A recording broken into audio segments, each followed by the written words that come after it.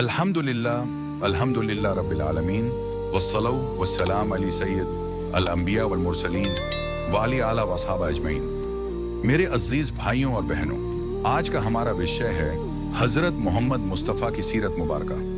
दुनिया में जितने भी महान लोग आए, उनकी महानता वक़्त के साथ मध्यम पड़ गई, लेकिन रसूल अकरम की सीरत एक ऐसी रोशनी है जो क़यामत तक कायम व दायम रहेगी।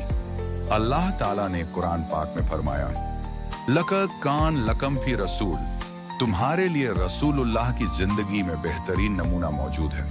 हजरत मोहम्मद की सीरत का सबसे पहला पहलू अखलाक है। आपको अल्लाह ताला ने खुलुक़ अजीम से नवाजा था। दुश्मन भी आपकी सच्चाई और ईमानदारी के कायल थे, इसीलिए आपको अस-सादिक और अल-अमीन कहा जाता था। आपने अपने मानने वालों को सिर्फ नमाज, रोजा और इबादत की तालीम नहीं दी, बल्कि इंसानियत को जीने का तरीका सिखाया।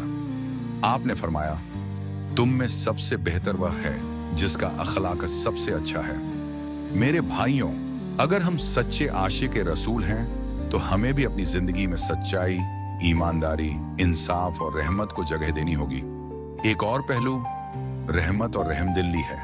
हजरत मोहम्मद ने फरमाया, जमीन वालों पर रहम करो, आसमान वाला तुम पर रहम करेगा। आपने कभी किसी पर जुल्म नहीं किया, यहाँ तक कि अपने दुश्मनों को भी माफ कर दिया। जब मक्का फतह हुआ तो आपके सामने वही लोग खड़े थे जिन्होंने आप पर जुल्म के पहाड़ तोड़े थे, लेकिन आपने फरमाया, आज तुम पर कोई गिरफ्त नहीं, जाओ तुम सब आजाद हो। यही है नबी की रहमत, जिसे दुनिया आज तक याद करती है। आपकी सीरत का एक और अहम पहलू मेहनत और सब्र है। 13 साल मक्का में जुल्म सहते रहे, लेकिन सब्र का दामन हाथ से न छोड़ा। मदीना हिजरत करके भी कई जंगों और आजमाइशों से गुजरे, लेकिन अल्लाह पर भरोसा कभी न छोड़ा। मेरे अजीजों, आज अगर हमें कामयाबी चाहिए तो हमें भी नबी के उस्वा को अपनाना होगा। सच बोलना है, नमाज कायम करनी है, बड़ों का अदब और छोटों पर शफकत करनी है, समाज में अदल इंसाफ कायम करना है।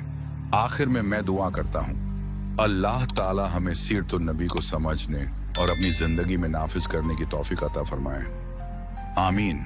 व आखिर दावाना इन अल्हम्दुलिल्लाह रब्बिल आलमीन।